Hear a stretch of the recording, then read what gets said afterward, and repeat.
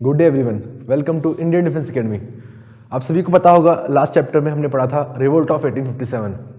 हम इसको कंटिन्यू करेंगे और आज स्टार्ट करेंगे सोशियो रिलीजियस रिफॉर्म। ध्यान रखिएगा, ये चैप्टर आपके एग्जाम के लिए काफ़ी ज़्यादा इंपॉर्टेंट है। अगर आप ये लेक्चर सीरीज को रेगुलर फॉलो कर रहे हैं तो आप देख रहे होंगे कि आपको काफ़ी अच्छी हिस्ट्री की अंडरस्टैंडिंग आ रही होगी और साथ में आप काफ़ी अच्छे क्वेश्चंस अटेम्प्ट कर पा रहे होंगे अपने एग्जाम में। क्लियर? चलिए आज चैप्टर स्टार्ट करते हैं, सोशियो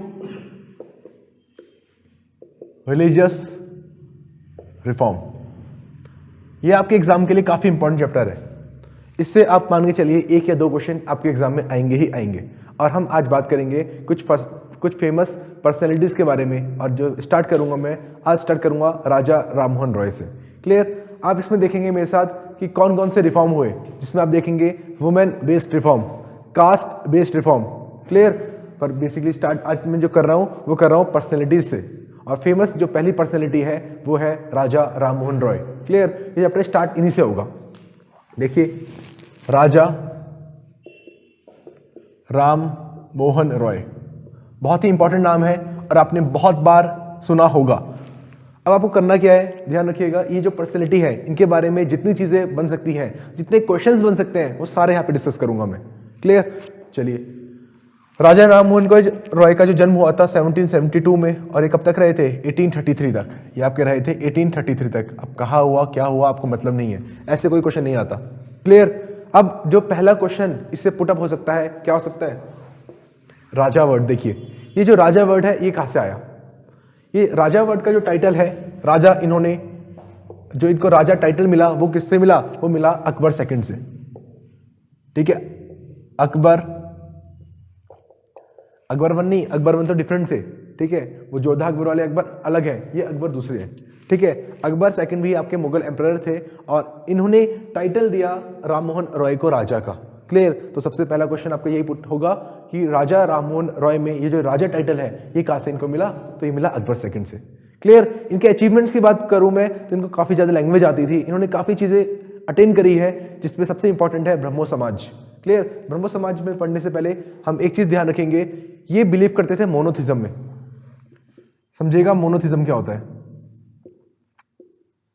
मोनोथिज्म, मोनो मीन्स होता है सिंगल, मोनो मीन्स होता है सिंगल। ये बेसिकली सिंगल गॉड में बिलीव करते थे, ये सिंगल गॉड में बिलीव करते थे, इस चीज को ध्यान रखिएगा। ठीक है, तो ही प्रीच मोनोथिज्म और इसलिए इन्होंने एक आगे जाके बुक लिखी जिसका नाम है गिफ्ट ऑफ मोनोथिज्म। ये इनकी बुक का नाम है, गिफ्ट ऑफ मोनोथिज्म।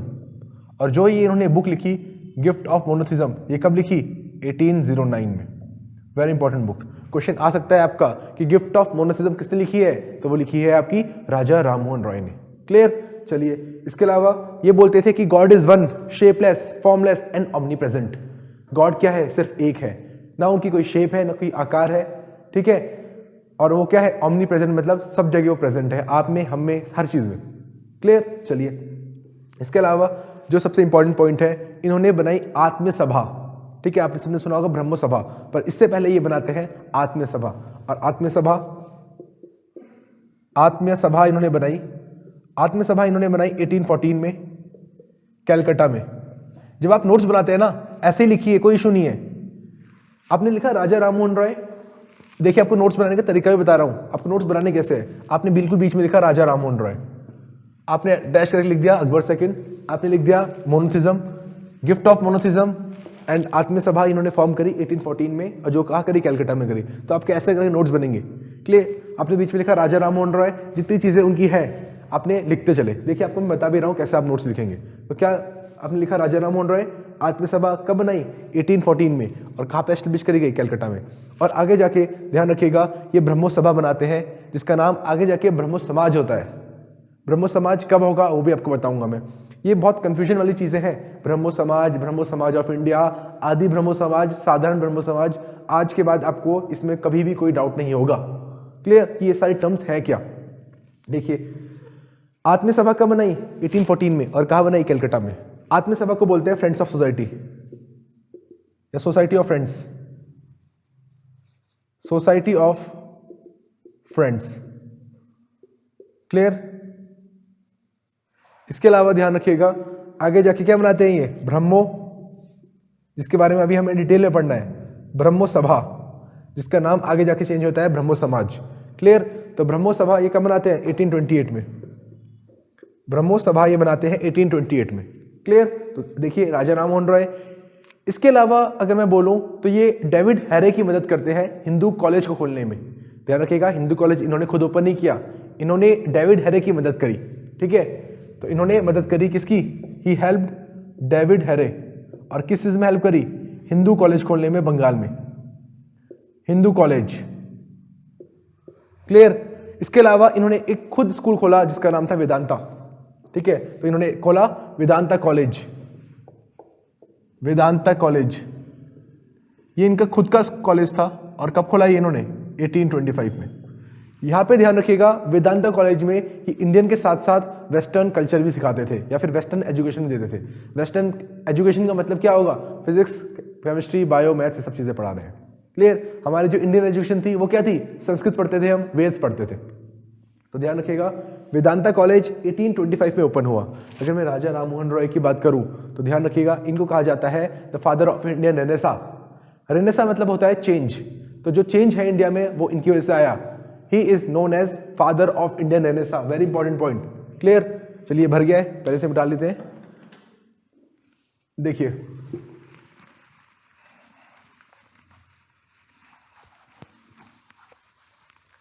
क्या कहा गया इनको?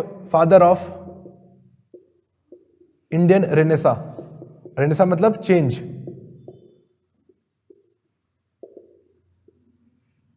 ठीक है, प्रोनाउंसिएशन क्या है इसका? रेनेसा। क्लियर? और इनको कहा जाता है फादर ऑफ मॉडर्न इंडिया। ठीक है, जो मॉडर्न इंडिया बनाया है, तो मॉडर्न इंडिया के मेकर कौन है? Maker of modern India.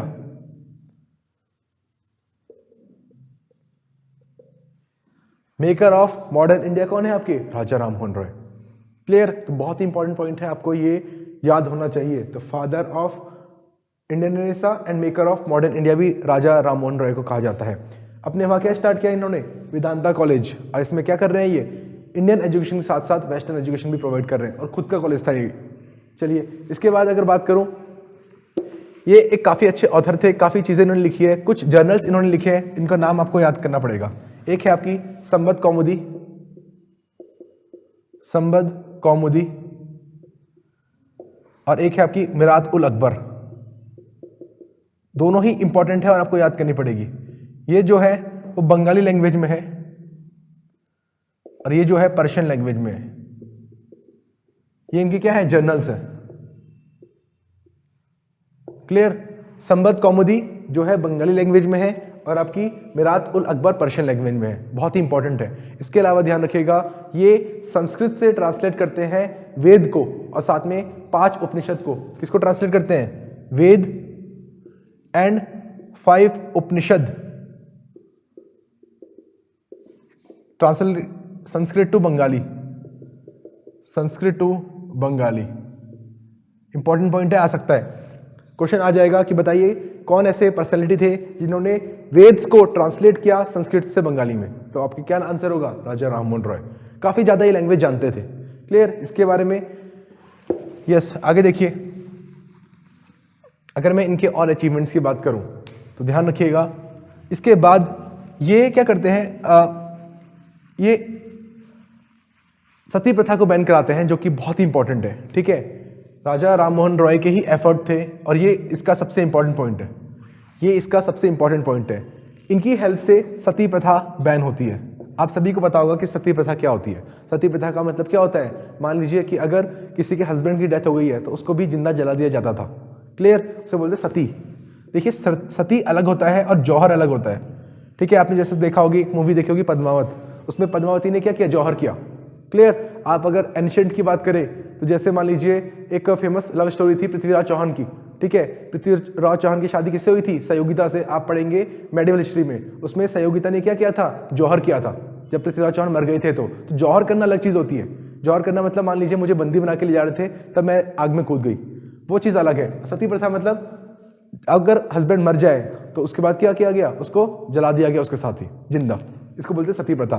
तो सती प्रथा इंडिया में, ध्यान रखिएगा, काफी ये खराब चीज थी। कंजर्वेटिव लोग, हिंदू सब जगह काफ़ी ज़्यादा फॉलो होती थी, ठीक है। अपर क्लास बंगालीज फॉलो करते थे, ठीक है। राजपूत काफ़ी ज़्यादा फॉलो करते थे इस प्रथा को। इस प्रथा को बैन किया गया 1829 में। कहाँ पे? बंगाल में। और अगले ही साल 1830 में इसको बैन किया गया मद्रास एंड बॉम्बे में, बॉम्बे एंड मद्रास में। बहुत ही इंपॉर्टेंट है ये और आपको याद होनी चाहिए। तो सती प्रथा को बैन किया गया 1829 में बंगाल में और 1830 में बॉम्बे एंड मद्रास में। किसके एफर्ट्स थे? राजा राम मोहन रॉय के, ठीक है। जब भी सती प्रथा को बैन करने की बात आएगी तब हमेशा राजा राम मोहन रॉय का नाम लिया जाएगा, इस चीज को आप ध्यान रखिएगा। क्लियर? चलिए आगे देखिए, आगे और क्या क्या किया इन्होंने। आपको काफी सारी चीजें आज राजा राम मोहन रॉय के बारे में पता चल गई है, इसके बाहर से क्वेश्चन नहीं आएगा। क्लियर? चलिए इसके अलावा ध्यान रखिएगा 1823 में क्या हुआ, इन्होंने काफी ज्यादा ब्रिटिशर्स को क्रिटिसाइज भी किया। क्यों किया? क्योंकि ये लाए थे एक लाइसेंसिंग रेगुलेटिंग एक्ट। ब्रिटिशर्स लाए थे लाइसेंसिंग रेगुलेटिंग एक्ट 1823, ठीक है। अब लाइसेंसिंग रेगुलेटिंग एक्ट में क्या हुआ, ब्रिटिशर्स ने बैन कर दिए इंडिया जर्नल्स को कि लोकल लैंग्वेजेस में नहीं छाप सकते, ठीक है। तो हमारी बेसिकली क्या किया गया, प्रेस को बैन किया गया। आगे जाके इसको 1823 में आपके चार्ल्स मैटकैल्फे, और ये क्वेश्चन काफी ज्यादा एग्जाम में आया गया है, नाम याद रखिएगा, चार्ल्स मैटकैल्फे। जो लाइसेंसिंग रेगुलेटिंग एक्ट था इसको रिपील करते हैं, रिपील मतलब खत्म करते हैं और इंडिया की प्रेस को आजाद करवाते हैं। इसलिए चार्ल्स मैटकैल्फे को कहा जाता है फादर ऑफ या लिबरेटर ऑफ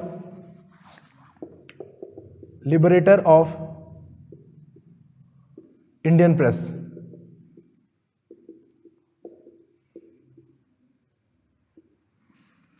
बहुत ही इंपॉर्टेंट है, याद रखना है आपको ये चीज कि चार्ल्स मैटकैल्फे को कहा जाता है लिबरेटर ऑफ इंडियन प्रेस। क्यों? क्योंकि इन्होंने इस लाइसेंसिंग एक्ट को क्या किया था, रिपील किया था, खत्म किया था।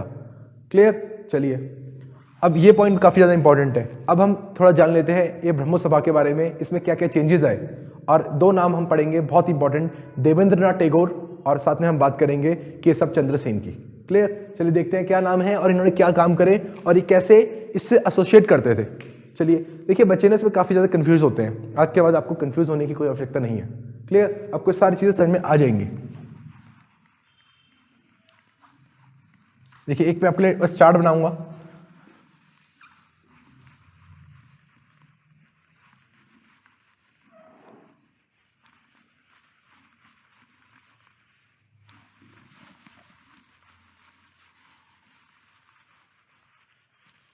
देखिए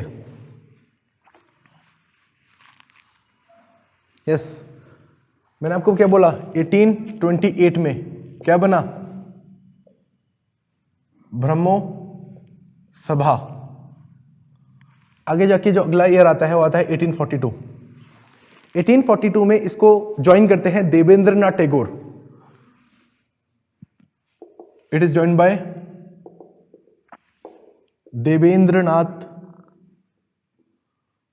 देवेंद्रनाथ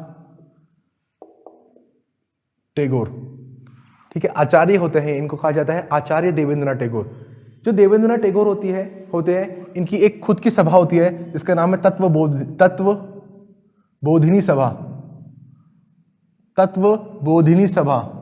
और ये कब बनाते हैं, ये 1839 में। ये क्या है, इनकी खुद की है। ऐसे ही आपको याद करना है और ऐसे ही आपको नोट्स बनाने हैं। देखिए क्या बोला मैंने, 1828 में ब्रह्मो सभा बनाई गई। किसके द्वारा बनाई गई थी, राजा राम मोहन रॉय के। इनके द्वारा बनाई गई थी, राजा राम मोहन रॉय। कोई बात नहीं, लिख लिया, ठीक है, शॉर्ट में। आगे 1842 में इसको ज्वाइन करते हैं देवेंद्रनाथ टैगोर और इस सभा का नाम चेंज हो जाता है और इसको बोला जाता है अब ब्रह्मो समाज। ठीक है, आपको ये इंपॉर्टेंट चीजें हैं, याद रखनी है, बारीक चीजें हैं काफी। तो 1842 में इसका नाम चेंज हो गया जब देवेंद्रनाथ टैगोर ने ज्वाइन किया और इसका नाम क्या हो गया, ब्रह्मो समाज। क्लियर? और इनकी देवेंद्रनाथ टैगोर की एक खुद की सभा थी जिसका नाम था तत्वबोधिनी सभा। और कब बनाई गई थी ये, 1839 में। और क्वेश्चन बहुत बार आया है, डेप्थ में नहीं जाना आपको कि क्या थी सभा क्या नहीं थी, बस ये ध्यान रखिएगा कि तत्वबोधिनी सभा आपकी किसकी थी, देवेंद्रनाथ टैगोर की थी। आगे जाके देवेंद्रनाथ टैगोर के ही एक शिष्य होते हैं केशव चंद्र सेन, और जो इनके सबसे फेवरेट डिसाइपल माने जाते हैं या फिर फेवरेट शिष्य होते हैं, जो इस सभा को ज्वाइन करते हैं। और जो कब ज्वाइन करते हैं, याद रखिएगा, ज्वाइन करते हैं 1856 में। 1856 में ज्वाइन किसने किया? केशव चंद्र सेन ने। केशव चंद्र सेन काफी अच्छी पर्सनैलिटी है ये, आगे देखेंगे इन्होंने क्या करा। केशव चंद्र सेन, ध्यान रखिएगा केशव चंद्र सेन कौन थे? देवेंद्रनाथ टैगोर के शिष्य थे, ठीक है। केशव चंद्र सेन को आचार्य बोलते थे, आचार्य देवेंद्रनाथ टैगोर। चलिए आगे हुआ क्या, जब केशव चंद्र सेन इसको ज्वाइन करते हैं तो केशव चंद्र सेन इस ऑर्गेनाइजेशन को बंगाल से बाहर निकालते हैं और पूरे इंडिया में फैलाते हैं। तो जो केशव चंद्र सेन का जो श्रेय है वो क्या है? वो इसको पूरे इंडिया में फैलाते हैं, ठीक है, स्प्रेड करते हैं पूरी इंडिया में। क्लियर? बहुत इंपॉर्टेंट पॉइंट है। तो बंगाल तक थी अभी तक ये कन्फाइंड ब्रह्मो समाज, अब क्या हुआ, ये पूरे इंडिया में फैली, चाहे मद्रास, चाहे बॉम्बे, चाहे सब जगह। क्लियर? कब? 1856 में जब इसको ज्वाइन किया केशव चंद्र सेन ने, तो इसलिए काफी इंपॉर्टेंट नाम है। इन्होंने इस समाज को पूरे इंडिया में फैलाया। क्लियर? अब इस टाइमलाइन में जो अगला साल आता है वो आता है 1865। क्या होगा 1865 में? 1865 में देवेंद्रनाथ टैगोर केशव चंद्र सेन को बाहर निकाल देते हैं इस ऑर्गेनाइजेशन से। और क्यों निकालते हैं? कोई डिसिप्लिनरी एक्शन लिया जाता है इनके खिलाफ, ठीक है। अब क्या किया क्या नहीं किया आपको जानने की कोई आवश्यकता नहीं है। क्लियर? आपको बस ये ध्यान रखना है कि 1865 में केशव चंद्र सेन को एक्सपेल कर दिया जाता है इस समाज से, या फिर जो देवेंद्रनाथ टैगोर होते हैं इनको बाहर निकाल देते हैं। किसको? केशव चंद्र सेन को। केशव चंद्र सेन क्या हो गए? आउट हो गए। क्लियर? अब इन्होंने करा क्या था? केशव चंद्र सेन ने इस ऑर्गेनाइजेशन को पूरे इंडिया में फैलाया था। तो जानते कौन थे? सब लोग केशव चंद्र सेन को ही जानते थे। क्लियर? और केशव चंद्र सेन ने अपनी एक खुद की ऑर्गेनाइजेशन बना ली जिसका नाम था ब्रह्मो समाज ऑफ इंडिया। तो केशव चंद्र सेन ने क्या बनाई? ब्रह्मो समाज ऑफ इंडिया। कंफ्यूज मत होइएगा, ब्रह्मो समाज से ही अलग होके एक ब्रह्मो सभा ऑफ इंडिया बनी है, ठीक है। ब्रह्मो समाज से अलग होके क्या बनी है? ब्रह्मो समाज ऑफ इंडिया। और ऑब्वियसली बात है इन्होंने पूरे इंडिया में फैलाया इस सभा को, तो इसलिए सब इसको जानते होंगे केशव चंद्र सेन को। तो इन्होंने अपनी खुद की ऑर्गेनाइजेशन बना ली। इनकी क्या थी? खुद की ऑर्गेनाइजेशन थी ब्रह्मो समाज ऑफ इंडिया। अब देखिए अगर क्वेश्चन आ जाए ब्रह्मो समाज किसने बनाई थी, आपको बताया राजा राममोहन रॉय ने। पर अगर क्वेश्चन में स्पेसिफाई हो कि ब्रह्मो समाज ऑफ इंडिया किसने बनाई थी, तो केशव चंद्र सेन ने, ठीक है। तो कंफ्यूज मत होइएगा बिल्कुल भी। चलिए आगे जाके देखते हैं 1865 में क्या हुआ। केशव चंद्र सेन ने बना ली ब्रह्मो समाज ऑफ इंडिया। क्लियर? आगे 1866 केशव चंद्र सेन ने बना ली ब्रह्मो समाज ऑफ इंडिया। और ध्यान रखिएगा जो देवेंद्रनाथ टैगोर थे इनकी जो ऑर्गेनाइजेशन थी उसको बोला गया आपसे आदि ब्रह्मो समाज। आदि ब्रह्मो समाज, ठीक है, आदि ब्रह्मो समाज। क्लियर है? आदि ब्रह्मो समाज किसकी ऑर्गेनाइजेशन को बोला गया? देवेंद्रनाथ टैगोर को। तो देखिए ब्रह्मो समाज यहां से दो पार्ट में टूट गई, एक को लीड करेंगे केशव चंद्र सेन और दूसरी को लीड करेंगे देवेंद्रनाथ टैगोर। देवेंद्रनाथ टैगोर ने अपनी समाज का नाम रख दिया आदि ब्रह्मो समाज और दूसरी वाली का नाम हो गया ब्रह्मो समाज ऑफ इंडिया। तो यहां से क्या हुआ? ब्रह्मो समाज दो पार्ट में टूट गई। कब टूटी? जब केशव चंद्र सेन को हटा दिया गया इस ऑर्गेनाइजेशन से। जो अगला साल आता है वो आता है 1878 और इसमें क्या होता है? केशव चंद्र सेन काफी ज्यादा फेमस बन चुके होते हैं। पर केशव चंद्र सेन क्या करते हैं? केशव चंद्र सेन पूरी लाइफ इसलिए लड़ते रहते हैं कि गर्ल्स को एजुकेट करो, गर्ल्स की चाइल्ड मैरिज ना करवाओ। पर ये कुछ ऐसा काम करते हैं जिससे प्रोग्रेसिव लोग सारे के सारे इनसे अलग हो जाते हैं। और ये क्या काम था? ये अपनी माइनर गर्ल की शादी जो कि सिर्फ 13 साल की होती है उनकी शादी कर देते हैं minor king of Cooch Behar से, ठीक है। सोचिए पूरी जिंदगी लड़ते रहे कि चाइल्ड मैरिज नहीं होनी चाहिए और खुद की बेटी की शादी करा दी। कब? सिर्फ 13 साल की उम्र में। तो इससे हुआ क्या? इससे जो प्रोग्रेसिव सोसाइटी थी वो इनसे अलग हो जाती है। फिर से ब्रह्मो समाज टूट गया। इस टाइम पीरियड पे क्या हुआ? ये अपनी 13 ईयर्स ओल्ड गर्ल की शादी, अपनी बेटी की शादी जो कि सिर्फ 13 साल की होती है, वो किसे करा देते हैं? Minor king of Cooch Behar, एक माइनर राजा के साथ करा दिए जाते हैं। इससे क्या हुआ? इससे जो प्रोग्रेसिव लोग थे, प्रोग्रेसिव मतलब जो चाहते थे कि गर्ल्स की एजुकेशन हो, गर्ल्स की चाइल्ड मैरिज ना हो, वो इनसे अलग हो जाते हैं। ऑब्वियस बात है ना, मान लीजिए मैं लीडर हूं और मैं पूरी जिंदगी भर लड़ रहा हूं कि भाई गर्ल्स की चाइल्ड मैरिज नहीं होनी चाहिए और मैंने खुद की बेटी की शादी करा दी, तो मेरे साथ जो लोग होंगे वो क्या बोलेंगे कि देखिए जिंदगी भर लड़ता रहा और खुद ये काम किया, तो बाकी लोग क्या हो जाएंगे? मुझसे अलग हो जाएंगे।